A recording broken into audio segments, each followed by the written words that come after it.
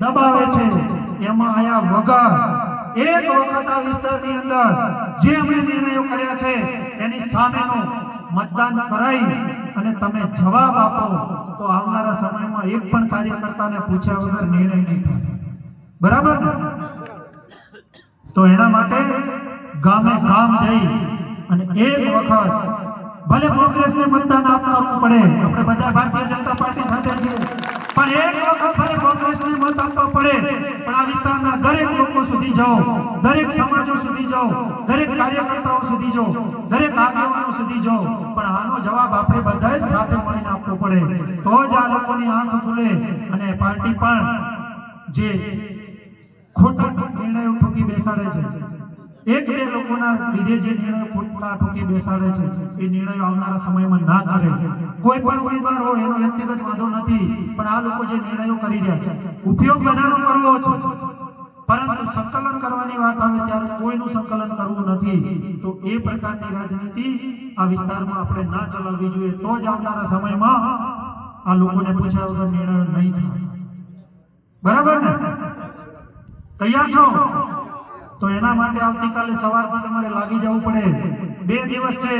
તમને બધાને હું વિનંતી કરું છું, તમારા સુખ દુઃખમાં અડધી રાતે અમે ઉભા રહ્યા છીએ. કોઈ પણ પ્રકારનું કામ તમે ભળાયું હશે તો આજ સુધી અમે પાછી પાણી નથી કરી.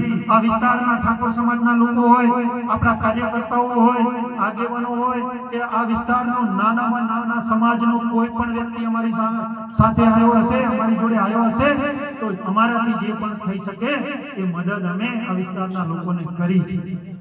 એટલા માટે હું તમને વિનંતી કરું, જેનું પણ અમે કામ કર્યું હોય, જેને પણ અમે અડધી રાતે મદદરૂપ બન્યા હોય, જેને પણ અમે ઉપયોગી થયા હોય, એવા તમામ લોકોને મારી 2 હાથ જોડીને વિનંતી છે કે એક વખત આ લોકોને એવો જવાબ આપો કે આવનારા સમયમાં કોઈને પણ પૂછ્યા વગર આ લોકો નિર્ણય ના કરે.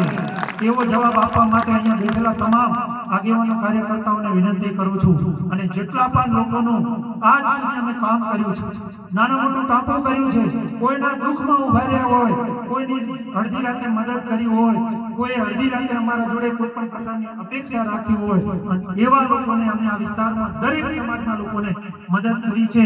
એવા તમામ લોકોને હું વિનંતી કરું છું કે આ વખતે એક વખત ભારતીય જનતા પાર્ટીની વિરુદ્ધમાં મતદાન કરી અને કોંગ્રેસના ઉમેદવારોને જીતાડો, તો જ આ લોકોની આંખ ખુલે અને આવનારા સમયમાં તમારી વચ્ચે નાના બનીને આવી જશે. આ હું જાહેરમાં આ વાત એટલા માટે કરું છું કે આમ તો કોઈની વાત નહીં સાંભળ્યા લોકો. આ વાતનો જવાબ તમે જો મતદાન પેટી સુધી જઈ અને આપશો તો આ લોકો જે ખોટા નિર્ણયો કરે છે નહીં કરે અને આવનારા સમયમાં લોકોના હિતમાં નિર્ણયો થશે. આ વિસ્તારનો અવાજ જે હશે એ પ્રકારના નિર્ણયો થશે. એના માટે આપ સૌને વિનંતી કરું છું. તૈયાર છો? તો એક વખત 2 હાથ ઊંચા કરીને જય બોલો. બોલો સદારામ બાપાની, સદારામ બાપાની. આભાર.